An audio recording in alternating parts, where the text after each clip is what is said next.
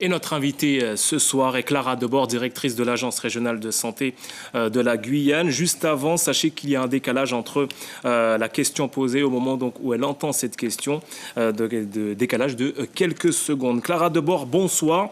Dans ce reportage, le député Gabriel Serville vous interpelle, également le député de la seconde circonscription, Lénaïque Adam. Alors, est-ce que l'on peut dire que la direction de l'ARS Guyane verrouille l'information, la confine avec un seul canal pour communiquer, en l'occurrence vous, en lien avec la préfecture?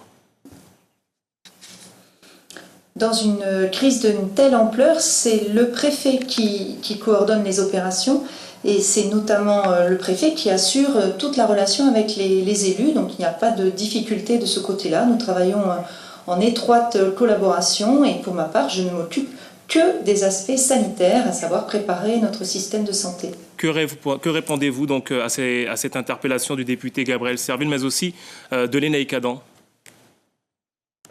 Que répondez-vous aux deux députés? Je ne suis pas habilitée à répondre, c'est bien le préfet qui coordonne la réponse et tout le travail avec les élus. Voilà, vous ne souhaitez pas répondre à cette question. Alors, votre communication à propos de cette crise, visiblement, est critiquée par une partie de la population. Certains professionnels de santé l'évoquent en off, ont peur de s'exprimer. Comment expliquez-vous ces réactions, puisqu'on parle maintenant de manque de transparence? Je pense que nous sommes tous très, très inquiets et que parfois le stress amène à s'inquiéter un peu trop. Je crois que nous devons avoir une communication claire, des chiffres clairs. Je m'évertue à les donner tous les jours. Nous les donnons tous ensemble dans le Covid Info qui est distribué tous les jours et préparé par les services de l'État. Les faits sont têtus. Hein. Quand il y a 40 patients, il n'y en a pas davantage. Je ne prévois pas d'en inventer. Donc la communication est tout à fait claire, tout à fait transparente et quotidienne. Mais en effet, elle doit être organisée. C'est tout à fait normal dans une telle crise. Le député Gabriel Serville réclame un comité technique qui regrouperait donc des socioprofessionnels, les services de l'État ainsi que les principaux élus de Guyane. Pourquoi n'avoir pas mis en place un groupe de travail commun? Pour ma part, je m'occupe des aspects sanitaires et je vais d'ailleurs installer la semaine prochaine un comité d'experts avec des médecins, des spécialistes des infections, de l'épidémiologie. Pour tout le reste, je me permets de répéter, c'est vraiment les services de l'État animés par le préfet qui sont à la manœuvre. Très bien, on comprend que vous préférez ne pas répondre à ces aspects. Les cas confirmés ces derniers jours et même ces dernières semaines sont pour beaucoup, Clara Debord, sur l'île de Cayenne. 6 cas annoncés donc aujourd'hui. Est-ce que l'on a une répartition par ville, puisqu'on parle de l'île de Cayenne, mais est-ce qu'on a des précisions sur la répartition? La répartition par ville n'est pas forcément facile à faire puisqu'on a des personnes qui habitent dans un endroit mais qui ont été dans d'autres endroits. Donc de façon très classique, on présente plutôt les agglomérations, c'est-à-dire les lieux de vie des personnes. Et bien sûr, nous voulons aussi respecter un minimum la confidentialité puisque les personnes sont chez elles et qu'elles n'ont pas forcément envie qu'on sache exactement où elles habitent. Mais surtout, ce que je voudrais dire, c'est que si c'est une commune limitrophe de la ville de Cayenne, ça ne veut pas dire que juste dans la rue en face, il n'y aurait pas de précautions à prendre. Donc les précautions, elles sont bien à prendre sur l'ensemble des bassins de vie qui sont touchés. Et je crois qu'aujourd'hui, c'est le cas. C'est le cas tant à Saint-Laurent, à Kourou qu'à Cayenne. Le Premier ministre Édouard Philippe a annoncé la mobilisation des médecins avec un diplôme hors Union européenne via un décret qui sera publié la semaine prochaine. Sur cette question, Clara Debord, avant de vous entendre, écoutons les précisions du docteur Jacques Breton et du docteur Félix Ngomba. Ils ne sont pas du même avis. Actuellement, nous ne manquons pas du tout de médecins qui sont encore plus disponibles du fait quand même de la raréfaction des consultations. Nous manquons de matériel et de plateaux techniques surtout.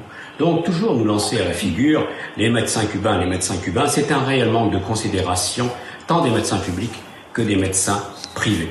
En Guyane, nous avons de bons espoirs avec la nouvelle équipe tant de l'ARS que de la Sécurité sociale de pouvoir bâtir un plan de rattrapage et un redéploiement du système de santé.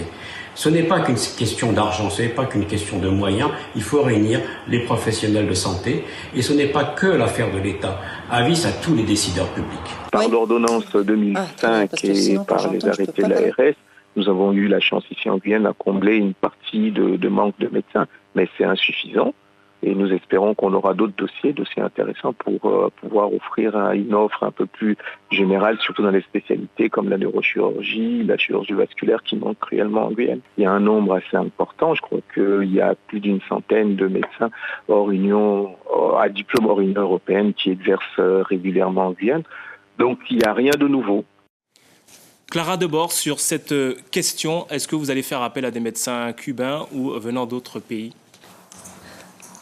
Alors en fait, le décret en question, il permet d'élargir aux Antilles le dispositif qui existe déjà en Guyane.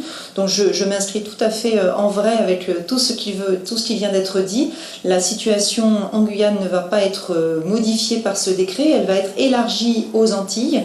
Et pour ce qui concerne les effectifs de médecins, effectivement, nous avons pu libérer de très nombreux médecins grâce à la déprogrammation des activités.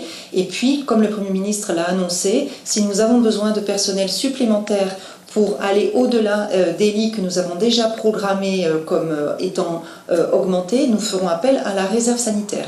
Donc pour le moment, il n'y a pas du tout de recrutement supplémentaire de médecins étrangers qui soit programmé ni nécessaire. C'est vraiment un décret qui permet d'élargir aux Antilles le dispositif guyanais.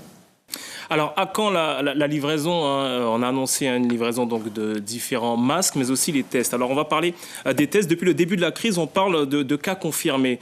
Combien de cas suspects en Guyane, Clara Debord, puisque ça n'est jamais évoqué ? Alors un cas est suspect jusqu'à ce qu'il soit infirmé, c'est-à-dire il est suspect, puis un test est fait, il est négatif et donc il est exclu. Parfois on a un petit doute, on reteste une deuxième fois ou alors on fait passer une radio, un scanner, ça ce sont les médecins qui décident de cela, mais seuls les cas confirmés sont confirmés.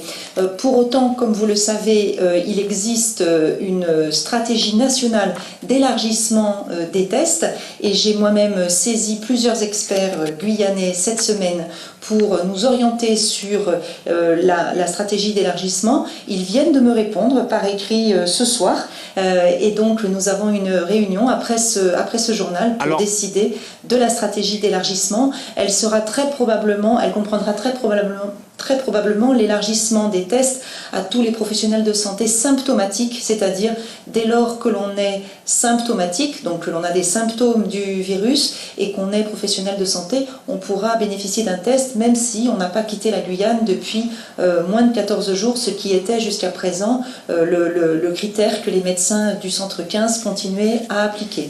Donc nous voyons ce soir et dès la semaine prochaine, nous pourrons définir une stratégie d'élargissement des tests. Alors Clara Debord, toute dernière question. Vous venez d'évoquer ces critères d'élargissement. Il y a un pic attendu également au Brésil. Est-ce que vous vous attendez à une seconde gestion en cas de crise sanitaire chez notre voisin brésilien ?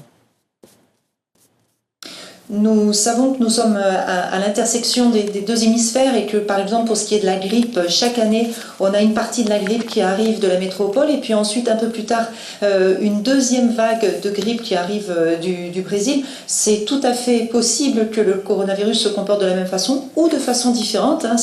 C'est une fois que ça sera passé qu'on le verra, mais très certainement, nous serons très attentifs à tout ce qui se passe à nos frontières puisque, bien sûr, on le sait, les virus se moquent des frontières et donc il faut qu'on ait une action absolument coordonnée et là encore les services de l'État et les services diplomatiques du préfet en particulier sont à la manœuvre.